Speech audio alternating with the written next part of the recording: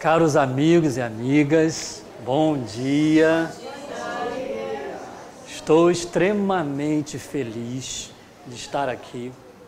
Me sinto como filho desta casa, me sinto como uma criança, correndo em cada cantinho aqui do Instituto e me alegrando, degustando cada cantinho desse. Se eu continuar falando, eu vou cometer aqui a vergonha de chorar na frente de vocês. Mas eu estou profundamente agradecido pela Rô, pela vovó Leinha, pelo Valtinho, pelo Marquinhos, por todos os amigos aqui do Instituto que prepararam esse banquete espiritual, pelos meus amigos Sérgio e Felipe que me proporcionaram uma manhã tão linda com essas exposições tão doces, simples e claras, e por Papai Ubaldi, por professor José Amaral, por Clóvis Tavares, e também por uma personalidade linda que o meu amigo Irley me lembrou ainda há pouco. Hoje é dia 30 de junho e no dia 30 de junho de 2002 desencarnava Francisco Cândido Xavier, há 16 anos. Então a data ela tem uns símbolos interessantes, né? Que vale a pena a gente endereçar aqui o nosso amor e o nosso abraço a Chico Xavier também, que está ali na fotinha, né? Ao lado do nosso querido professor Pietro Baldi. Mas como eu só tenho até 5h30 da tarde, vamos começar o nosso estudo, tá bom? Ninguém está com pressa, todo mundo acabou de se alimentar ali, até lanchinhos veganos tivemos, então vamos lá, todo mundo cheio de energia. E o nosso tema é o Evangelho e o Mundo. Vamos abordar a parte final dessa obra sublime que é a Lei de Deus, do capítulo 17 ao 25. E a gente está fazendo esse esforço de sintetizar o quase que impossível de sintetizar, que são as lições trazidas por Pietro Baldi. Nós mencionamos aqui, o Felipe e o Sérgio, a questão da grande queda espiritual. E é preciso que a gente relembre sempre que a queda espiritual, do qual estamos agora inseridos no antissistema, ocorreu dentro de um campo de ordem. O caos aparente que vemos está dentro de um campo de ordem.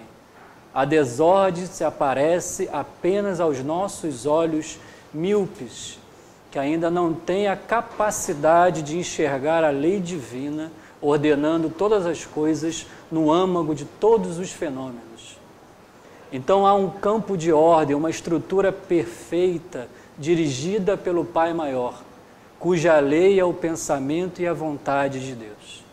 E por mais que a gente se assuste, por mais que a gente se desiluda, por mais que a gente se angustie, entre em aflição nesses momentos tormentosos de transição que o planeta enfrenta e que nós moralmente, internamente enfrentamos, tudo está decorrendo, caminhando num campo de ordem divina. Nada foge à observância e à lei do Criador. Isso precisa nos encher de esperança, de otimismo, de alegria. E por isso mesmo que eu começo esse estudo com uma frase do Cristo, que traz para a gente um alerta muito importante, que está lá no sermão profético sobre esses tempos atuais, esse ciclo, essa curva na grande espiral que a gente está vivendo atualmente, onde ele diz: e por se multiplicar a iniquidade, o amor de muitos esfriará, mas quem perseverar até o fim, esse será salvo.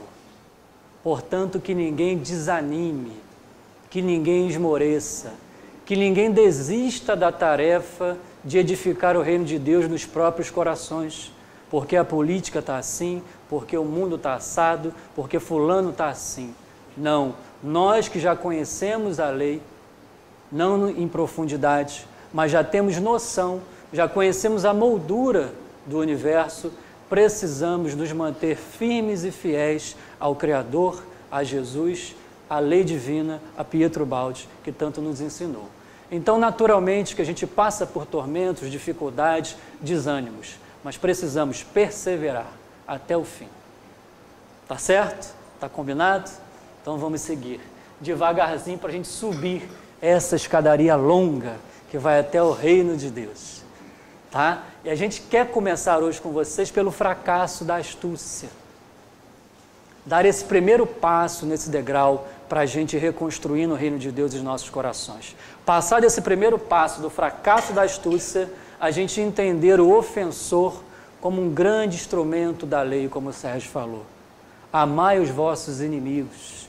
O ofensor é um amigo muito querido, que nos ajuda muito a evoluir, apesar de nossos olhos ainda não perceberem dessa maneira, com exceção de vovó Leinha.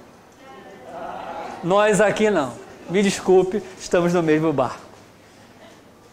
E a partir daí, a gente vai para o método da não resistência evangélica, ou da não violência.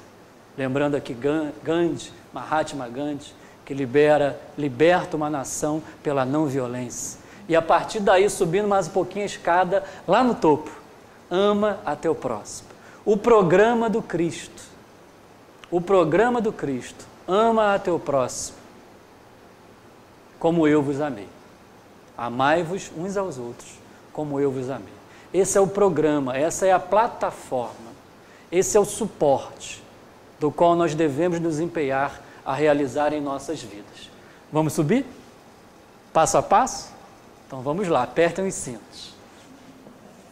Então eu queria trazer inicialmente uma reflexão de Ubaldi, que está no livro O Sistema, onde ele chama de orientação. Ele vai dizer assim: uma das maiores admirações, quando nasci na Terra, foi verificar quão pouco de positivo o homem sabia em relação aos maiores problemas dos quais tudo deriva e, em última análise, depende a própria vida e cada ato seu. A pergunta é: como é que a gente dá um passo na nossa vida sem nos orientar de acordo com o plano geral do universo? Sem nos preocupar em saber que existe uma lei divina regendo todos os fenômenos. Como é que a gente cria uma estrutura empresarial? Como é que a gente gere uma família? Como é que a gente cria um instituto sem pensar, sem refletir, sem pesquisar que existe uma lei por trás de tudo? Como é que a gente consegue caminhar um passo sequer sem se preocupar se estamos aderidos ou não a uma lei que rege todas as coisas? Que ignorância é essa que nos fez caminhar sem refletir que existe uma lei? A coisa mais difícil até hoje, na nossa estrutura social, científica, pedagógica, nas escolas, nas academias, na vida, é dizer para o ser humano que há uma lei por trás de tudo. A coisa mais difícil do homem entender: a nossa estrutura social está baseada na ignorância das leis divinas. A nossa legislação humana não leva em consideração os aspectos da lei divina. Então a gente está começando, tateando na compreensão dessa lei divina. Alguns filósofos, Sócrates, citado aqui por Sérgio, trouxeram uma ideia de que há uma lei divina. Os outros filósofos desistiram de falar dessa lei que está por trás de todas as coisas, pela diversidade que há nas culturas. Eles vão numa aldeia, vão numa cidade, vão em outro lugar e encontram uma diversidade. Não há. É o acaso, é fruto do meio social, as coisas se constroem dessa maneira, não há uma lei por trás de todas as coisas. Então ainda há uma ignorância generalizada de que há uma lei por trás de tudo. E a partir daí, o que se considera é desordem, é caos, é acaso, é uma série de outras coisas que colocam o universo às avessas e entregue às tempestades da vida. Mas nós não. Nós estamos hoje estudando um livro chamado A Lei de Deus. Já sabemos pelo Cristo que há uma lei, que há um Pai amoroso, de infinita bondade, que vela por todos os seus filhos. Então, estudar a lei divina, crer que há uma lei divina, é um passo muito importante para a humanidade. Talvez o mais importante de todos. A gente poderia ficar falando aqui o dia inteiro sobre as consequências nocivas e danosas da humanidade se estruturar ignorando as leis que regem os fenômenos humanos. Lá no Portal Pensar, quando a gente vai criar algum tipo de material, a gente busca estudar quais são as leis divinas que regem a estrutura de um organismo, para que a gente tente se adequar a esse fenômeno, porque cada fenômeno responde a uma lei. Felipe mencionou a lei da gravidade. Estamos aqui agora sentadinhos respeitando uma lei da gravidade. Se a gente desrespeitar, fazer essa palestra aqui voando, pendurado aqui, lascou. A gente vai cair e vai quebrar a cara, né? Então é preciso levar em consideração em cada ato nosso que há uma lei. São Francisco de Assis, no cume do Laverna, Monte Alverne, prestes ali a sua esquematização, que Pietro Baldi narra com maestria, dos capítulos finais do livro A Nova Civilização do Terceiro Milênio, Frei Leão, Pietro Baldi, presenciou Francisco de joelhos, repetindo constantemente: Pai, quem és tu e quem sou eu? Quem és tu e quem sou eu? E era como se o pai respondesse para ele: meu filho, eu sou o teu coração, eu sou a lei que está dentro de ti. Olha à tua frente, vê aquela flor, a minha lei também está nela. Vê aquele animal que é fiel a ti, que te acompanha, a minha lei está nela. Olha para aquele ser mais desprezível aos olhos humanos, aquele miserável aos olhos humanos, execrado pela sociedade. Eu estou dentro dele também. Compartilhamos da mesma lei, da mesma essência. Somos todos irmãos. Então vai, Francisco, ama a todas as criaturas, independente dele. Revelando para a gente que a lei que habita em vovó Leinha, habita em mim, habita no Pai. Estamos mergulhados no seio de nosso Pai. Então é muito importante a gente falar sobre a lei, para que em cada passo nosso a gente observe, como loucos, que há uma lei. É a loucura divina. Francisco era o santo louco, considerado como louco, que buscava em cada passo seu conhecer a lei divina. Então a gente age assim, não é verdade? Dirigindo um carro sem conhecer o Código de Trânsito brasileiro, dirigindo um carro sem entender que aquela placa diz pare, que o sinal diz pare, o que o sinal diz vai, que desconhece o que é a quebra-molas, não conhece as placas do trânsito, não conhece o Código de Trânsito brasileiro, o que acontece? Quebra a cara, machuca alguém, dá com o carro no poste, atropela alguém. Por quê? A metáfora mais simples e mais clara, porque desconhece as leis que regem aquela estrutura, aquele fenômeno. Mas se ele conhece o Código de Trânsito brasileiro, tira a sua habilitação e conhece as placas que organizam o trânsito, ele vai dirigir com muito mais qualidade. Por isso que eu sempre viajo para cá com o Felipe na direção, que ele conhece bem, né, essas leis. Mas vamos lá. Então o Baldi vai dizer: contra o método de ataque e defesa do mundo, só o da não resistência, o do Evangelho, resolve. O Evangelho muda a nossa palestra. Então há aqui dois métodos já explicados por o Baldi. O método do mundo, que é o método de ataque e defesa, e o método do Evangelho, que é o método da não resistência. Esse método do Evangelho está plenamente aderido à lei, ao Pai. Já o método de ataque e defesa é um método caótico, desordenado, que gera dores e frustrações. Infelizmente, ainda é aquele que a gente mais gosta de usar na nossa vida, com exceção de vovó Leinha, que está aqui. Então a questão é de método, mas não de um instrumento que se utiliza exteriormente, mas de um método de vida, de filosofia de vida internamente. É um desenvolvimento espiritual, uma espiritualização do ser. É um olhar diferenciado perante a vida, um olhar diferenciado perante o outro, um olhar diferenciado perante as circunstâncias que ocorrem todos os dias. É o método da não resistência ao Evangelho. Vamos seguir. Então, o homem é livre para escolher entre os dois métodos, mas não é livre para deixar de aceitar as suas consequências. O método se apresenta à nossa frente. Um convite ao desenvolvimento espiritual para vivenciar num método novo que gera a felicidade, como o Felipe falou. Então, a semeadura é livre, mas a colheita é obrigatória. Então a gente precisa de novos caminhos, novos métodos, nova forma de ver, de pensar e de sentir a vida. E para isso a gente precisa conhecer a lei, meditar na lei, sentir a lei e vivenciar a lei. Então, o método revela o grau de evolução atingido. Então, o tipo de método vivido, o tipo de filosofia vivida, a maneira com que a gente reage às circunstâncias da vida e trata os nossos irmãos e vê os nossos irmãos, define o método que a gente está vivenciando em nós. E por isso que a gente define o nosso tipo evolutivo, o nosso biótipo ou biotipo, a nossa forma mental de acordo com esses dois métodos. Ataque e defesa, que é um método corriqueiramente utilizado pelo mundo, porque ignora as leis divinas no trânsito da vida, ou o método da não resistência do Evangelho pregado pelo Cristo e por diversos de seus continuadores, nos convidando a conduzir a nossa vida à luz e não às trevas, que foi a palestra de Sérgio Chaves.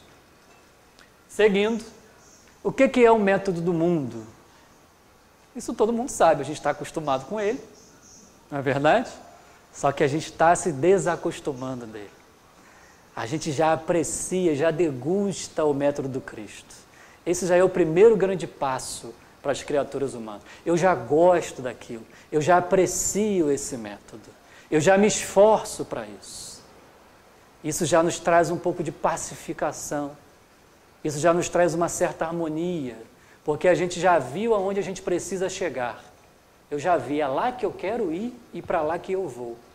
Aí percorrer o caminho é questão de tempo. Porque cada passo já pressupõe uma aproximação maior onde a gente quer chegar. Então é questão de tempo chegar lá. E o método do mundo diz o seguinte: é um método do tipo biológico egocêntrico, separatista, que vive no plano animal, inteligência de curto alcance, sujeita a todas as ilusões sensórias e psicológicas do ser primitivo, que ignora a verdadeira natureza da vida e a estrutura do universo. Ignora as leis, ignora a estrutura do universo, a natureza da vida e de si mesmo. Não se pergunta sobre os grandes porquês da existência, que deve permear as nossas ações. De onde eu vim? Para onde eu vou? Qual método eu preciso utilizar enquanto estou aqui? Não se questiona, não se pergunta. Deixa a vida me levar, vida leva eu. Despreocupado com os grandes porquês da existência. Não faz igual Francisco de joelhos que pergunta: Pai, quem és tu, quem sou eu? Não se pergunta. Não busca pautar a sua vida numa lei. Esse é o método separatista que gera aqueles problemas que Felipe comentou do separatismo religioso. Nós tivemos mais ou menos 15 mil guerras nesse planeta. Não tivemos uma década desse planeta sem guerras. E 80% dessas guerras foram por motivações religiosas. Nós, seres religiosos, quando estávamos no judaísmo, quando estávamos no catolicismo, no espiritismo, aonde for, realizamos uma série de dificuldades, de inquisições, de tribunais do Santo Ofício, de noites de São Bartolomeu, uma série de divisão de castas entre árias e párias, uma série de escravidões, realizamos uma série de iniquidades por motivações religiosas, do quais Deus mais espera que tenha uma aderência maior à sua lei divina. Precisamos consertar esse problema. Por isso estamos hoje envolvidos na imparcialidade, na universalidade, nos fenômenos religiosos e filosóficos que trazem ao mundo o conhecimento da lei de Deus. É importante a gente pensar nisso. Então é uma visão de curto alcance. Eu vou destrinchar isso um pouquinho mais à frente. E qual é o método do Evangelho? Como se caracteriza esse ser humano? Qual a qualidade dele? Como que ele se expressa na vida? Então, é um método da não resistência. Desenvolve a inteligência do tipo biológico, altruísta, unitário. Vive na fase da colaboração fraternal dos grandes organismos sociais. É uma inteligência de longo alcance, que chegou a compreender a realidade, além do jogo das ilusões. Ele já vê em profundidade, já sabe que existe uma lei e se esforça para vivenciar em conformidade com essas leis. Inteligência de longo alcance. Não vê a sua vida do berço ao túmulo. Não define as pessoas pelo que ela pode dar a ele naquele instante. Não escraviza as pessoas por causa de uma cor de pele. não violenta as pessoas por serem mulheres. Ele já olha de longo alcance, vê uma essência dentro do outro que é compartilhada comigo. Eu só posso ser feliz se meu irmão também vier comigo. Se sente incomodado com a vida, não se sente tranquilo em ver que muitos sofrem e a nossa condição está ali, tranquila, serena. Quer fazer alguma coisa pelos organismos sociais, quer auxiliar a estrutura humana da sociedade a se desenvolver de maneira mais harmônica, mais pacífica, quer ajudar o outro, quer ajudar o outro. Uma visão de longo alcance. E um gráfico, para a gente destrinchar mais isso, que o Baldi gosta de destrinchar, né? Não se assustem, tá? Ele gosta de ir a fundo, né? Explicar, explicar, explicar. Ele repete no livro A Técnica Funcional da Lei de Deus. Então, olha só. Então, o Baldi, no livro Princípios de uma Nova Ética, extraímos de lá esse gráfico, do qual define um pouco da forma mental do tipo involuído, sumiu o izinho daqui, e ele age, uma conduta predominante dele, a forma mental é pela força. E na economia ele rouba, na religião ele obriga, e na política ele escraviza nas relações sociais. Já o homem civilizado, ele age pela astúcia. Na economia ele negocia, sempre buscando ter vantagem nos negócios. Ele engana na religião, ele ilude na política. E já o homem evoluído, o super-homem do Evangelho, esse biótipo que a gente está querendo chegar lá, ele é honesto, na economia ele doa, na religião ele exemplifica e na política ele serve. É servo de todos. Quem quiser ser o maior no reino dos céus, que seja servo de todos. Então é aqui que a gente tem que chegar. Temos lampejos dessa realização, né? Mas o Baldi diz que a gente está, sobretudo, aqui nesse nível, do homem civilizado, que sabe que existe uma lei, se esforça para vivê-la, mas a sua estrutura ainda está comportada, conformada numa astúcia. Eu vou citar até um exemplo que aconteceu ainda agora. Posso contar, Rô? É a pegadinha nela. A fila do banheiro furou minha fila, Rô. Furou minha fila. Olha aqui. Eu estou vendo a criatura pequenininha passando ali. Passou na minha frente. É brincadeira, gente, não é só exemplificando. Mas é a astúcia que busca enganar, usa de toda uma intelectualidade, de um racionalismo para persuadir o outro, para obter vantagem sobre o outro. Nos negócios a gente age muito assim, supervaloriza um imóvel quando vai vender, supervaloriza um carro quando vai vender. Isso está na nossa estrutura mental. Apreciamos a honestidade, mas ainda muitas vezes temos dificuldade de vivenciá-la em nós. E o Baldi é um psicólogo da alma, ele é um bisturi do espírito, ele consegue trazer afora, à tona, a nossa psicologia. E a sociedade está estruturada muito aqui, e também pela força, pela imposição, pela obrigação, pela escravização, age muito ainda pela força. E é aqui que a gente tem que chegar. O Baldi diz, o farol ilumina, mas não percorre o caminho. Então a gente já viu onde a gente tem que chegar. Agora é percorrer esse caminho. Para a gente perceber o fracasso da astúcia. Porque da mesma forma que eu engano um amigo aqui nos negócios, o outro ali na frente vai me enganar nos negócios. A semeadura é livre, mas a colheita é obrigatória. E a partir desse método e da percepção de que esse método é ruim para todos, eu começo a preciso viver de outra maneira. Uma maneira honesta, digna. Então, é o fracasso da astúcia que a gente vai estudar agora. Percebemos qual é a forma mental dominante, a conduta que predomina e aonde a gente tem que chegar. E a gente vai estudar o fracasso da astúcia que o Baldi chama os seguidores do caminho mais curto e a errada sabedoria do mundo, a inteligência do mundo que age de acordo com o método. Tá? E esses são os seguidores do caminho mais curto, atalhos, buscam encontrar meios de não realizar o trabalho necessário à sua espiritualização. Prefere um milagre, prefere uma pílula fantástica que tira aquele problema da nossa vida. Ou prefere que aquele ser que está atrapalhando a nossa vida na nossa visão seja retirado. Eu sempre gosto de recordar a figura de Paulo de Tarso, até em homenagem a Marquinhos. Quando a gente lê Paulo e Estevão, a fase inicial de Saulo de Tarso, a nossa vontade é desencarnar esse homem. Esse homem está perseguindo os cristãos, está usando da astúcia, da política, da enganação para persuadir os companheiros, para conseguir autorização para ir atrás dos cristãos primitivos. A primeira, nossa, esse homem tem que desencarnar, coitado do cristianismo, não dá. E o Cristo olha para ele, um olhar amoroso, já vê nele o futuro, vê Paulo de Tarso.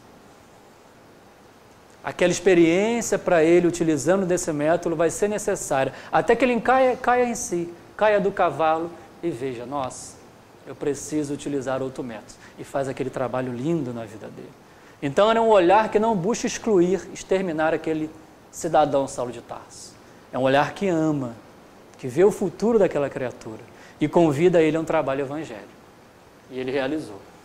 Então o Baldi vai trazer para a gente no fracasso da astúcia a ciência do proveito imediato. Ele chama a astúcia, essa visão de curto alcance, da ciência do proveito imediato. E teve um sociólogo que desencarnou no início do ano passado, um sociólogo e filósofo polonês, muito conhecido aí pelas ciências sociais, uma pessoa fantástica, escreveu livros fantásticos. Ele trouxe para a gente um conceito que o Baldi adiantou em 60 anos. Mais de 60 anos. Esse livro, A Lei de Deus, é 58. Foram mais ou menos 6 meses aos domingos, né, de realização na rádio, né, sobre a lei que virou o livro A Lei de Deus. Foi de agosto a fevereiro, agosto de 59 a fevereiro, agosto de 58 a fevereiro de 59. Então, ele traz o conceito de modernidade líquida. Quem lembra quem é esse sociólogo? Zygmunt Bauman, grande Zygmunt Bauman. Trouxe a ideia do amor líquido, do medo líquido, da sociedade líquida, das relações humanas que se esvaem pelas mãos. É líquida. É uma sociedade de consumo, que quer tudo rápido, imediato, para agora. Descarta as relações quando não servem mais. É líquida.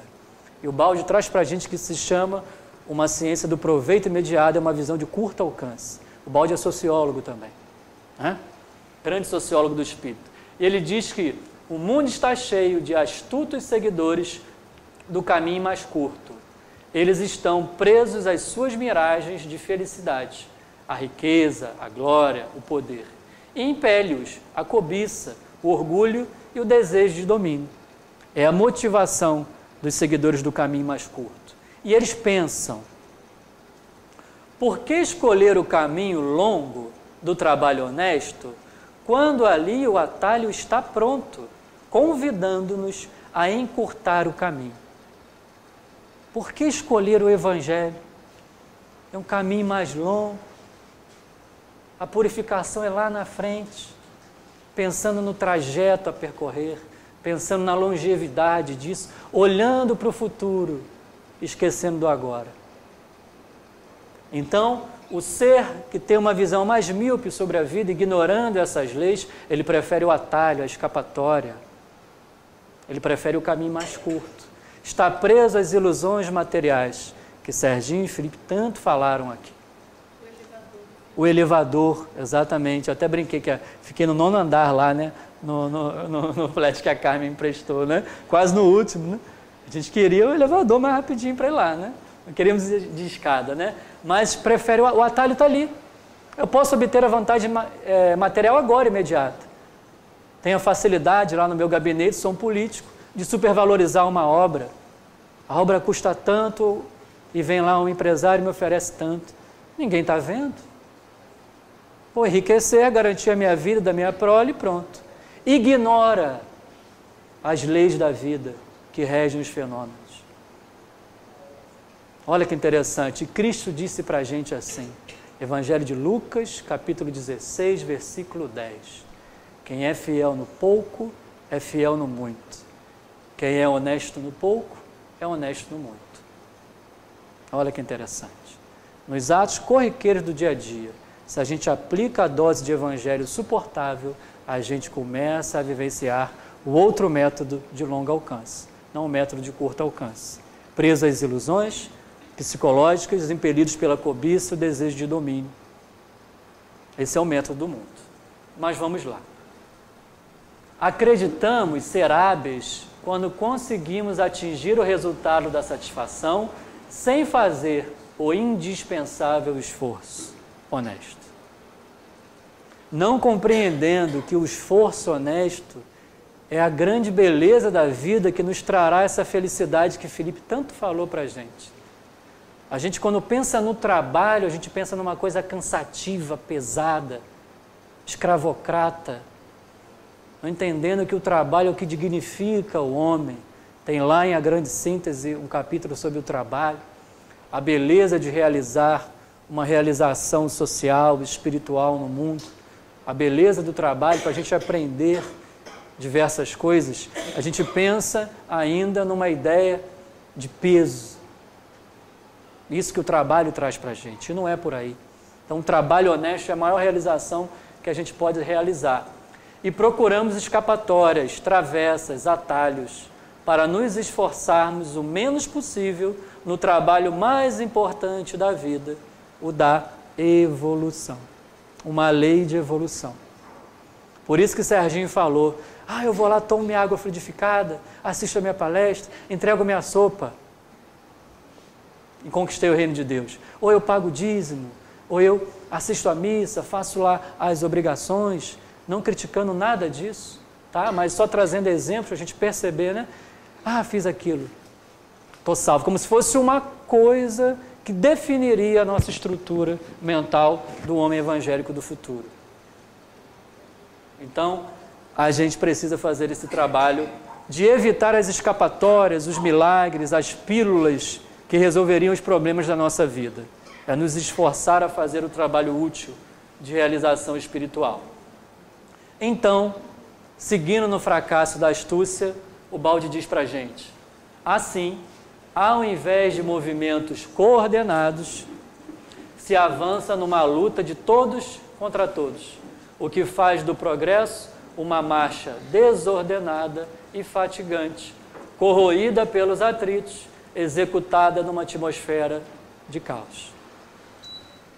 Então, a gente vivenciando esses métodos repetidamente na história humana, vai chegando naquele momento que o copo vai enchendo de iniquidades, vai saturando, vai começando a faltar para o outro, a faltar para mim. A gente vai vendo que a dor que bate na porta do vizinho bate na minha, e a gente vai começando a encher esse copo e vai cansando disso, percebendo que, minha nossa, esse método de vida não nos leva a nada, senão a dores, dores e dores. Preciso viver de maneira diferente. É quando a gente cai do cavalo, literalmente. E é onde a gente vai se sentir amado por Deus. E é isso que muda a estrutura da nossa vida. Quando a gente desapega de tudo isso, se sente falido nesse método de vida, entrega todas as armas, e a gente sente a voz de Deus dizendo, meu filho, eu estou aqui, vem para mim, segue-me. E acontece, eis que a necessidade da sobrevivência, da luta nos planos inferiores, leva à necessidade do desenvolvimento da inteligência, que é um meio para sair daqueles planos. Então, a utilização desse método de ataque e defesa, esse método da astúcia, do engano, da política mal utilizada na vida, desenvolve essa inteligência do método da não resistência evangélica. A lei, diante da nossa estrutura caída, utiliza da nossa própria expressão para extrair de nós aquilo de melhor que tem lá dentro do sistema que está dentro de nós. Então a gente briga um com o outro, ataque e defesa, e vai usando isso, vai recebendo isso e cansa disso. E a gente está nessa fase. Diz o Mário Sérgio Cortella, que não estamos no auge da sujeira, mas no início da limpeza. Que está vindo tudo para fora e a gente está olhando isso, minha nossa, eu também faço isso. Aquilo que eu não gosto lá em Brasília, eu faço aqui também. Não quero isso mais para mim. É o bandido que entrega as armas. Não quero mais isso. Quero viver diferente. Então, essa estrutura que a gente formou faz com que a gente se canse dessa estrutura e desenvolva uma inteligência de longo alcance, que olha mais além das coisas curtas do dia a dia, das coisas materiais, das grandes ilusões, das grandes encrencas da vida. E aí que o Cristo diz, segue, vem comigo. Aí manda o Balde, manda Chico, vai mandando os missionários para a gente degustar dessa honestidade evangélica e se esforçar a vivenciá-las. Aí surgem os amigos, Zé Amaral, Vovó Leinha, Rosane, vamos montar um instituto, vamos montar uma fraternidade, vamos ajudar as pessoas a viver essa honestidade evangélica. Então a gente vai convidando uns aos outros. Aí convido os meninos lá de Niterói, vem para cá também. Aí convido o Sérgio lá de Angra, que nasceu em Fortaleza, vem para cá também. Vamos todo mundo se abraçar nisso, conhecer isso. Conta para todo mundo, joga na internet, filma. Convida todos a olharem que há uma lei, e uma lei de amor e de bondade. Não é uma lei que pune, que bate, que agride, não é um Deus sádico, masoquista, é um Deus de amor. Que a cabeçada que a gente dá na parede da vida é porque a gente ainda não aprendeu a vivenciar o método do Evangelho. Aí dói. Aí a gente, nossa, eu quero seguir a Cristo, quero ir junto dele. E Cristo estende a mão. Um gesto típico de Jesus na literatura espírita. Estende a mão a todos. E nesse caso aqui é Pedro. Pedro caminhando sobre as águas afunda. E Jesus vem e estende a mão ao nosso querido apóstolo de Gúbio. Então, este baixo uso se justifica como sendo um meio para chegar a compreender a inferioridade desses métodos e assim acabar por superá-los e abandoná-los. Então esse método tem uma função, porque era a maneira que a gente conseguia se estruturar na vida, mas ele já não serve mais, pelo menos para nós. E a gente tem que convidar os nossos irmãos a olhar também com outros olhos, oferecer novos métodos, para que também se esforcem a vivenciar de maneira diferente em suas vidas, em proveito de todos. E o Baldi até diz aqui, numa frase antes dessa daqui, que ele diz, é triste ver a centelha divina presa nesses atritos, nessas encrencas de ataque e defesa. Por isso que ele faz todo um esforço de oferecer a obra para a gente, experimentando na própria vida esse método, para dizer, ele é verdadeiro, está aqui. A pesquisa científica que vocês precisavam, está aqui. Eu fiz na minha própria vida. O laboratório foi o meu eu. Não foi uma estrutura ali acadêmica, um laboratório físico, onde ele moveu os elementos químicos e... Não, com a própria vida. Então, ele sempre estrutura os seus capítulos, as suas reflexões, os seus conceitos, eu sempre repito isso. Os conceitos de Ubaldi estão sempre estruturados em alguma passagem evangélica, que ele conhecia pela própria experiência pessoal. E aqui uma ideia é que talvez o fracasso da astúcia esteja aqui. Deixo-vos a paz, a minha paz vos dou, não vou-la dou como o mundo a dá. A paz do Cristo é a paz do trabalho para desenvolver esse método da honestidade em si mesmo. É a paz do engajamento pelo trabalho de espiritualização do mundo e de si mesmo. Não é a paz da ilusão dos aspectos materiais, da visão de curto alcance, que acha que vai encontrar a paz pela beleza, pelo corpo forte, pela felicidade, pelas questões materiais, por um cargo, um nome na porta. Não é essa a paz. Isso não nos traz a paz, geralmente. Mas é aquela paz interna do trabalho vivido e cumprido, de realização espiritual na própria vida, como disse João.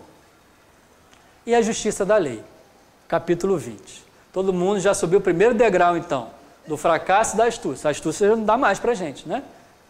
A gente já se cansou dela, não é isso? Estamos cansados da astúcia. Então vamos subir um degrau agora. E o degrau agora é do nosso ofensor como instrumento da justiça da lei, que é o cumprimento do amai os vossos inimigos, já antecipado pelo Cristo. E ele diz para a gente, não pode surgir um ataque contra nós se não o tivermos merecido. Isso é difícil de engolir para a criatura humana. Eu costumo brincar que é um chá de boldo. Desce amargo, mas cura, mas liberta. É difícil da gente entender que aquela criatura que me assaltou no sábado passado, eu e minha esposa no portão de casa, que eu não merecia aquilo. Que eu não tive nenhuma participação na minha vida naquele problema ocorrido. Eu não caio mais nessas ilusões.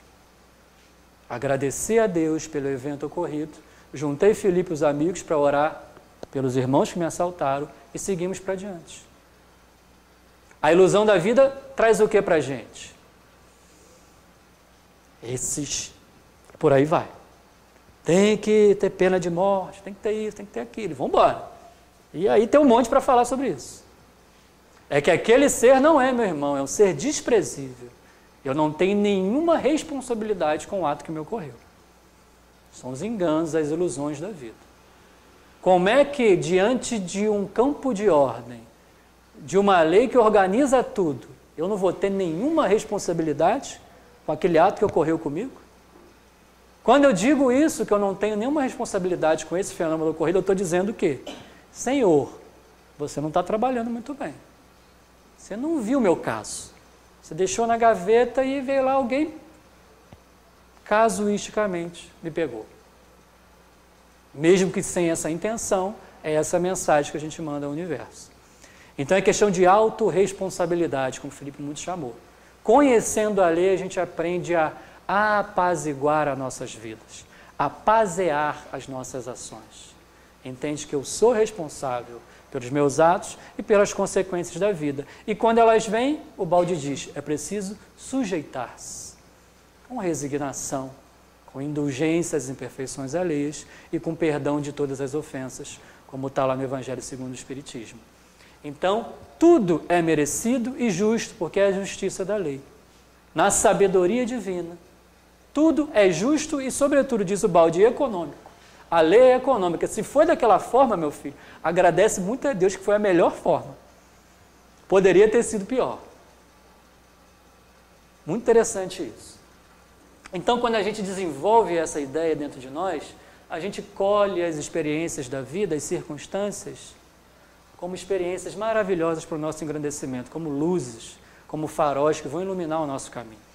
A gente vira um coletor de estrelas, um garimpador de estrelas. Então, essa circunstância me ensinou muitas coisas que eu passei agora. Felipe, ontem à noite, coitado, veio fazer palestra falando sobre a dor, novos caminhos, e teve uma crise renal de pedra nos rins, sofreu até 4 horas da manhã, né? Eu fui fazer essa palestra e fui assaltado semana passada, né? Então, são as experiências... É outro nível, né? É outro nível. Eu ainda estou aqui embaixo, né? Espera então. Vou voltar com ele no carro não, Felipe. Vamos deixar ele aí. Então, gente, quem é o ofensor? Quem é o ofensor? E sumiu, tinha alguma coisa ali, mas... Quem é o ofensor? E o balde vai explicar para a gente quem é o ofensor. Aquele ser que surgiu e trouxe para a gente o retorno da lei em dado momento. Trouxe para a gente a reação da lei da maneira melhor que o Criador determinou para a gente, de maneira automática. Dentre as infinitas possibilidades divinas que a lei podia trazer uma reação para a gente, ela escolheu a melhor de todas e só assim poderia ser na perfeita e absoluta vontade de Deus. O ofensor é qualquer indivíduo funcionando como instrumento. Pode isso realizar quando, pelas qualidades que possui, se encontra nas condições apropriadas. Então, aparecerá em nossa vida um ofensor. Então, o ser que está naquele primeiro nível da força, que a gente mostrou no quadro, e você está naquele nível civilizado, que precisa ainda receber umas reações da lei, a lei vai escolher aquele que apresenta aquelas qualidades inferiores de ataque e defesa de força, para que ele seja um instrumento de Deus, para trazer a reação da lei para nós da maneira mais adequada e melhor possível. Aí é por isso que Cristo diz, amai os vossos inimigos, porque há uma lei dirigindo tudo. Olha que interessante. Então ele preenche aquelas qualidades e por lei de atração, por lei de ressonância, que o externo reflete movimentos interiores nossos, a lei junta aqueles dois irmãos. Um que só pode dar aquilo naquele instante. Só aquilo que ele pode dar. É o que ele faz ainda, assaltar. E é aquele que precisa receber para subir um passo na vida. Subir se aproveitar a situação. Com resignação, com fé, com paciência, com otimismo. Isso é difícil de engolir, mas é muito importante. Então, diz sua voz em a grande síntese, logo, de um inimigo que nos faz sofrer, se pode fazer um amigo que nos faz subir. Sua voz, mais uma vez, trazendo para a gente a grande lição do amai os vossos inimigos. E não só amai os vossos inimigos, como é que está lá em Mateus 5, no Sermão do Monte? Orai pelo que vos persegue. Se te pediu a túnica, entrega também a bolsa. Se te levou para andar 1 milha, anda 2 com ele. E se bater numa face, dá a outra face. Apresenta o outro lado da moeda. E Paulo, para Marquinhos, em tudo dai graças, porque esta é a vontade de Deus em Cristo Jesus para convosco. Em tudo dai graças. É a beleza da gratidão pela vida, independente da forma que ela se apresente. É a certeza de que, é a fidelidade a Deus de que a maneira com que a reação veio é a maneira que eu preciso para o meu próprio engrandecimento, para quitar os meus débitos com a lei divina, porque o Pai não erra no meu caso. Isso é muito bacana, gente. A defesa que o mundo pratica, do ataque e defesa, da força, contra o ofensor, não somente é inútil, mas representa um novo erro e que se junta ao velho, aumentando. Então a reação à ofensa, na mesma medida da ofensa, ou até mais, aumenta o erro. Se eu tenho um erro, eu recebo o retorno da vida para quitar aquela dívida, mas eu retorno aquele retorno da lei de maneira também agressiva, devolvo o ataque, não retribuo o mal com o bem, eu aumento o meu débito. Olha a equação da vida que precisa ser preenchida. Que beleza disso, não é? Então, a gente aumenta. Então, o remédio é só um. Se livrarmos, nos livrarmos desse método de ataque, defesa, de rebeldia, que é a chaga da queda, perante as leis divinas, e não merecer. Não merecer. Felipe fez uma palestra doce, serena, Serginho divertiu todo mundo naquela eloquência, e eu venho trazer os aspectos mais pesados aqui para a gente engolir, né? Sobrou para mim o bagaço da laranja, né? Então, a gente precisa modificar a nossa cultura, sair de uma cultura de violência, de ataque, de defesa, de julgamentos a tudo e a todos, o tempo todo, repetidamente, em cada fila, de qualquer lugar, é julgamento a isso, aquilo, é rebeldia às leis divinas, muitas vezes injustificadas. Então a gente precisa sair de uma cultura de violência que está entranhada na nossa estrutura de vida, na nossa estrutura mental, para uma cultura de paz, para uma cultura de gratidão, para uma cultura de honestidade, para uma cultura de afeto, de acolhimento, uma cultura de evangelho. E o Baldi traz um alerta para a gente muito interessante. Era uma frase que eu procurava há muito tempo e achei agora, pela alegria de fazer o estudo para essa palestra, que ele diz para a gente assim: os jornais, o cinema, a televisão, os romances populares estão cheios de histórias de delitos, que o público lê e vê cheio de alegria, ao invés de olhá-los com horror. Isso revela uma forma mental confusa, que não podendo satisfazer-se com os fatos, por medo do Código Penal, satisfaz-se com a imaginação. É a cultura da violência que começa nos nossos lares, que começa nos programas que a gente decide assistir, que começa nas conversas que a gente tem uns com os outros. É uma cultura de violência que é incentivada, muitas vezes de maneira invisibilizada, sem que a gente perceba que estamos fomentando uma cultura de violência. É um convite a uma cultura de paz, a uma contracultura, que é essa cultura da honestidade do Evangelho. E que se ganha então com o método do mundo, de ataque e defesa? Dores, dores, dores. É a lógica, a necessidade então de praticar o método da não resistência, porque é o único que representa um verdadeiro sistema de defesa. A defesa verdadeira, a única possível, diante do método da não resistência, é essa. É da gratidão de retribuir o mal com o bem. É o método de vovó Leinha.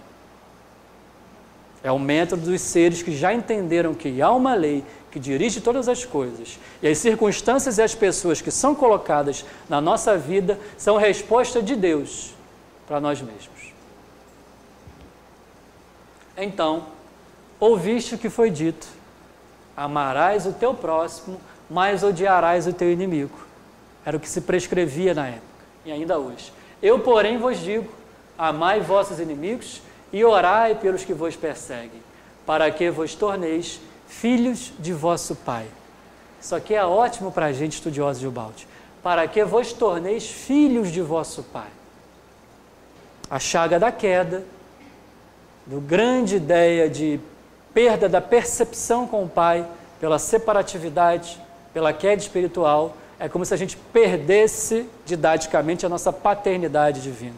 Então a gente se torna filho de nosso Pai, essencialmente quando a gente começa a vivenciar esses novos métodos do Evangelho que eles trazem para a gente. Então, amai os vossos inimigos. Quem colocar o pé na rua hoje, não estou rogando praga a ninguém, e acontecer alguma coisa, lembrem, por gentileza, desse estudo. Dai graças a Deus, porque a vontade de Deus em Cristo Jesus para com todos nós. E a não resistir. Eu tenho até que horas? Acabou, né? Encerrou. 5 minutos, ok.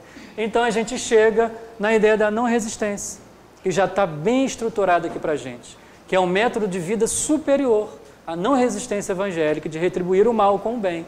Então ela tem um valor e tem um propósito divino, de transformação da sociedade e de nós mesmos. Essa é a grande valia do método da não resistência. Tá? Então eu vou passar por ela, para a gente passar para o método final. Aqui o Cristo fala para a gente, olha que linda essa parte. A luta entre Cristo e o mundo representa a luta entre dois planos de vida. A luta entre Cristo e o mundo, a palestra do Evangelho e o mundo, representa dois planos de vida. Do ataque e defesa da força, com o da não resistência evangélica, da bondade e da honestidade. Dois planos de vida. E quem escolhe esse método de vida, esse plano de vida, lida com outras forças imponderáveis, superiores, e domina o plano humano. Palavras de Ubaldi.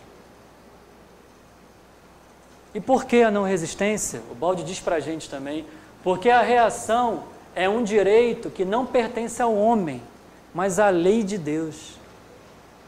Eu me coloco como justiceiro, quando retribuo o mal com o mal.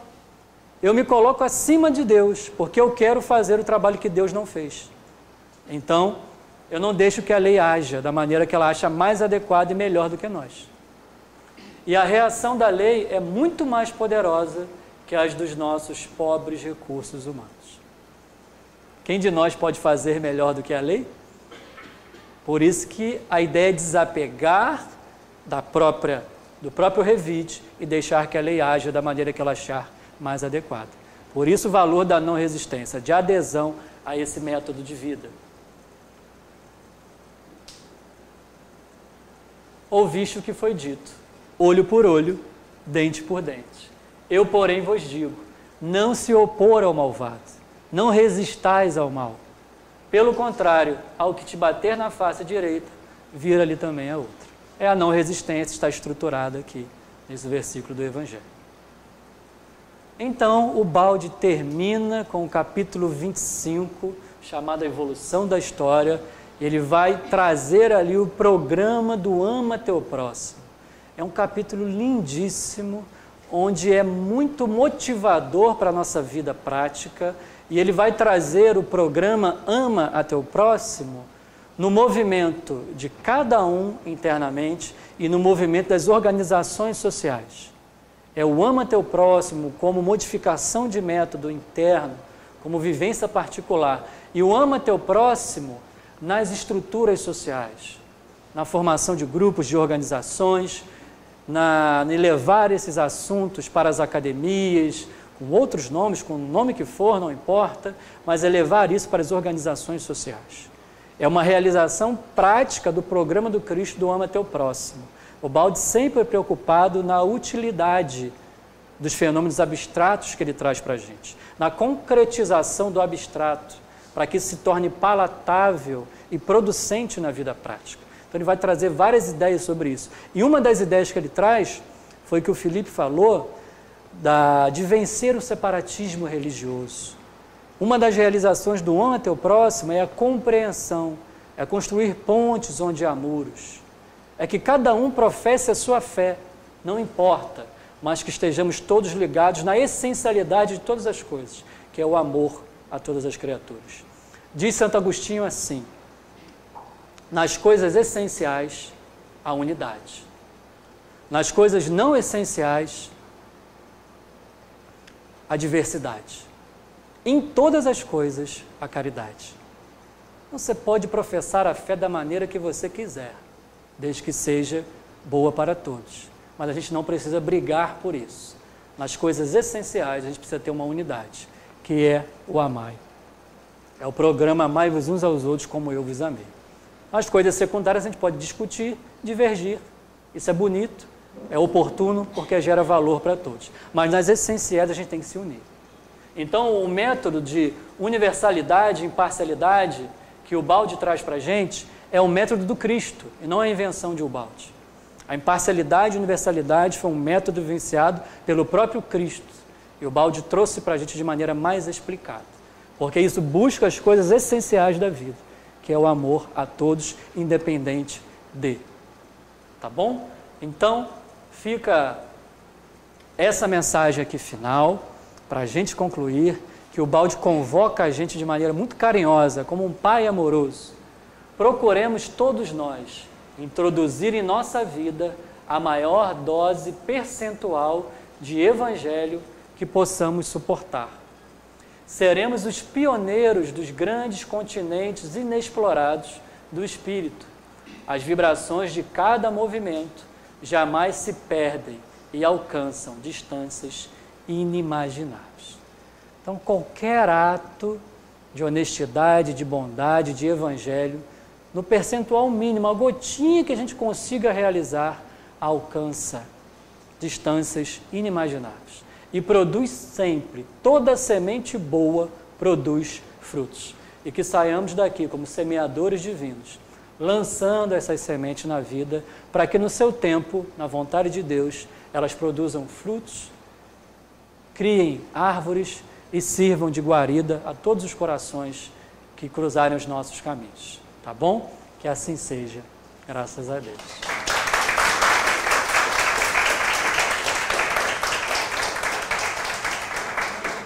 Fica aí pra gente.